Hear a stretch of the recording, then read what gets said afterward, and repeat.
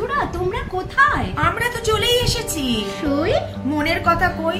নতুন একটা ব্লগে। চলো নতুন ব্লগে আজকে কি নতুন ট্রাই করছি সেটা তোমাদেরকে দেখাই। চলো তাহলে যাই রান্নাঘরে। একদম চল চল চল। এই আম পান্নায় তাহলে কি কি লাগছে চল সবাইকে বলে দিই বন্ধুদেরকে। হ্যাঁ, লাগছে আম। আমি তিনটে কাঁচা আম আমি ছাড়িয়ে রেখেছি। আর কি লাগছে? আর লাগছে চিনি পরিমাণ মতন। লাগবে ব্ল্যাক সল্ট, হ্যাঁ মানে কালো নুন, হ্যাঁ বিট নুন যেটাকে বলি হ্যাঁ, আমরা। আর সাদা নুনও লাগবে। আচ্ছা সাদা নুন লাগবে। লাগবে জিরে ভেজে রেখেছি আমি, ভেজে গুঁড়ো করে রেখেছি। আচ্ছা আচ্ছা মানে শুকনো কলায় ভেজে আমি গুঁড়ো করে রেখেছি। আর লাগছে মেইন যেটা হলো পুদিনা পাতা। পুদিনা পাতা এটা আমি রেখেছি ধুয়ে মানে পরিষ্কার করে রেখেছি। আচ্ছা মানে এই খুব সামান্যই জিনিস লাগছে বল। তা তুই এই আমগুলোকে চিড়ে নিয়েছিস তো? হ্যাঁ, হালকা করে দিয়ে আমি একটু করে চিড়ে নিয়েছি। তিনটে আমকে। এরপর তুই কি করবি? এরপরে আমি এগুলোকে তিনটে আমকে একটু জল দিয়ে সেদ্ধ বসাবো, দিয়ে ওর থেকে জুসটা বের করবো। হ্যাঁ আমি জুসটা বার করবো আমরা। ঠিক আছে। তুই এই শিরার জন্য তাহলে কি কি লাগছে?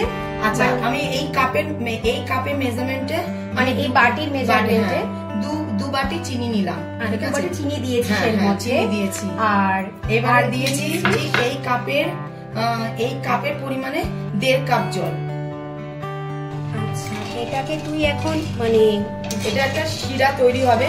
এটা ততক্ষণ হোক, আমরা এবারে আমের ওইটা নেক্সট এটা করে ফেলি। চল। হ্যাঁ কালো হয়েছে, এর জন্য আমি কি করবো বলতো, এর উপরে একটু দুধ দিয়ে দেবো।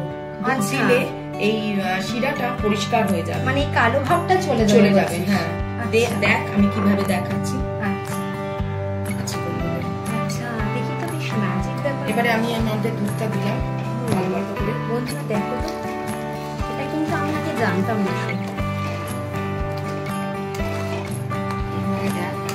আস্তে আস্তে এটা একটু সময় দেয়, পরিষ্কার একটা ফেনা উঠবে। একটু দেখা।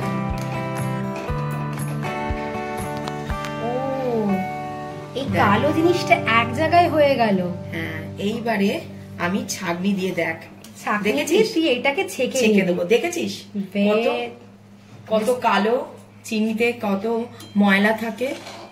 এটা আমি চিনিতে এতটা ময়লা থাকে, মানে ভাবসই রোজ আমরা এতটা ময়লা ইনটেক করছি, মানে খাচ্ছি। এটাকে আমরা পরিষ্কার করে নেবো এইভাবে। বন্ধুরা আজকে কিন্তু টিপস অফ দ্য ডে হচ্ছে এটাই, ঠিক আছে?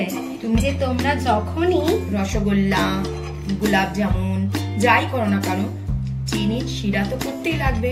আর চিনিতে এরকম ময়লা আসবেই।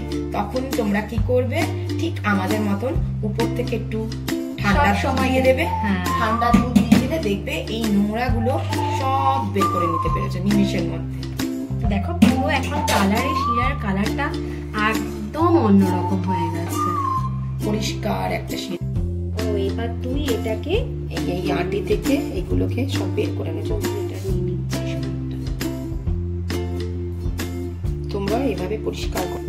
দেখো বন্ধুরা, মিক্সির মধ্যে প্রথমে এই আমে যে পাল্পটা বেরিয়েছে, আম থেকে যে বের করে ফেলেছে আঠি ছাড়িয়ে, এটাকে আমরা আগে মিক্সিতে গ্রাইন্ড করব, তাই তো সই? একদম একটা স্মুথ পেস্ট আমরা তৈরি করলাম। এর মধ্যে আমি দেব পুদিনা পাতা এবারে। আচ্ছা পরে তুই সই এর মধ্যে দিলি পুদিনা পাতা দিয়ে আমি আবারও আমরা গ্রাইন্ড করব। ও পেস্টটা এরকম ঠিক এরকম স্মুথ একটা পেস্ট তৈরি হবে। আর তুই তো এর মধ্যে জলও দিলি না দেখলাম। না, এর মধ্যে এক ফোঁটাও জল পড়বে না। আচ্ছা এর মধ্যে আমরা কি এই চিনি শিরাটার মধ্যে আমরা এবারে আমের এই জুসটা যেটা আমরা গ্রাইন্ড করে নিয়েছি ওটা আমরা দিয়ে এবারে কি কি দেবো দেখাচ্ছি। এবার তুই কি দিচ্ছিস? ও গ্যাস অফ করে না, গ্যাসের সিমে আছে দেখছি। হ্যাঁ এবারে আমি দেব জিরে গুঁড়ো। ও 1 চামচ জিরে গুঁড়ো দিচ্ছিস, ভাজা জিরে গুঁড়োটা। ভাজা জিরে গুঁড়ো। এবারে দেব বিট নুন। আচ্ছা স্বাদ অনুসারে। আচ্ছা সাদা। এবারে এটাকে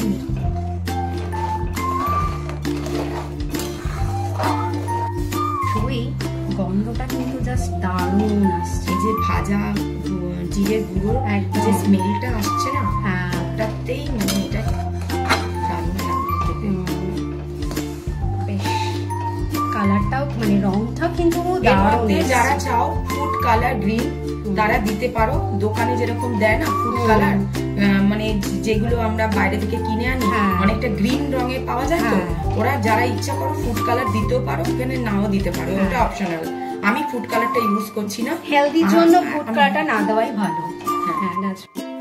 আম আর পুদিনা পাতার যে জুসটা সেটা গ্লাসের মধ্যে প্রথমে আমরা নিয়ে নিলাম একটু করে, ঠিক আছে। এর উপরে আমরা দেব বরফ, এর সঙ্গে অ্যাড করলাম আমরা বরফ। এবার তুই দিচ্ছিস ঠান্ডা জল, আর কেউ সেটা ঠান্ডা বা গরম যেটা যার মনে, একটু ঠান্ডা হলেই ভালো লাগবে বল। হ্যাঁ, গরমের দিনে বেশ। তার উপর থেকে বাড়িয়ে দিলাম যাতে নিচে এগুলো না বসে যায়। তারপর থেকে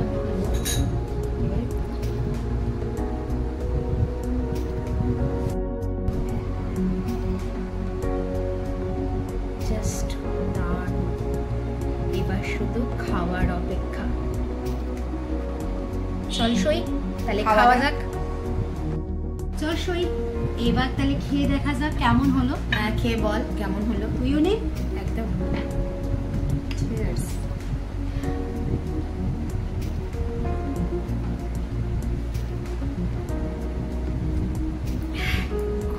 দারুণ দারুণ, সত্যি দারুণ। বাড়িতে কেউ হঠাৎ করে আসলে তাহলে এটা করে দিলে সে কিন্তু ভীষণ খুশি হবে। আচ্ছা, হঠাৎ করে বাড়িতে কেউ আসলে এই জুসটা তো আমি ফ্রিজে মানে প্রিজার্ভ করে রাখতে পারবো না? একদম রেখে দিবি, কিচ্ছু হবে না, ফ্রিজে রেখে দিবি, 1-2 মাস মতন আরামসে চলে যাবে। যতটা তৈরি করবি ততটাই থাকবে।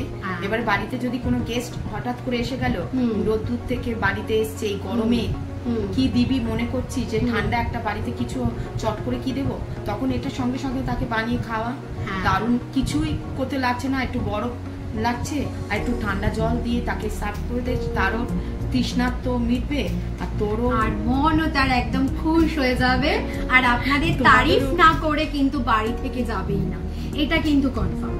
তো বন্ধুরা, তোমরাও এগুলোকে ট্রাই করতে থেকো, আমাদের নতুন নতুন রেসিপি তোমরা দেখতে থাকো, আরো অনেক নতুন নতুন রেসিপি, নতুন নতুন ব্লগ নিয়ে তোমাদের কাছে আসবো আমরা।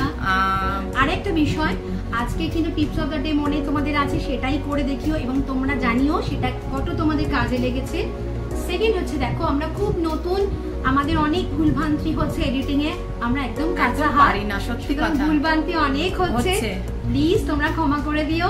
আর সই মনের কথা কইকে সাবস্ক্রাইব করতে ভুলো না, একটা ছোট্ট লাইক, তাই না, আর কমেন্টসটাও দিও, ওটাও তোমার আমাদের কাছে খুব মানে প্রয়োজন। তোমরা কি লাইক আর কমেন্টস, কি খারাপ লাগলো কি ভালো লাগলো, আমরা যে তৈরি করেছি আমাদের তো ভালো লাগছে, তোমাদের ভালো লাগলো কিনা সেটাও তো আমাদের জানা দরকার। সেই জন্য প্লিজ কমেন্টস করে একদম জানাতে ভুলো না। আজকের মতো এখানে এই ব্লগটা শেষ করি, নেক্সট ব্লগ নিয়ে আমরা ফিরবো খুব শীঘ্রই। টাটা।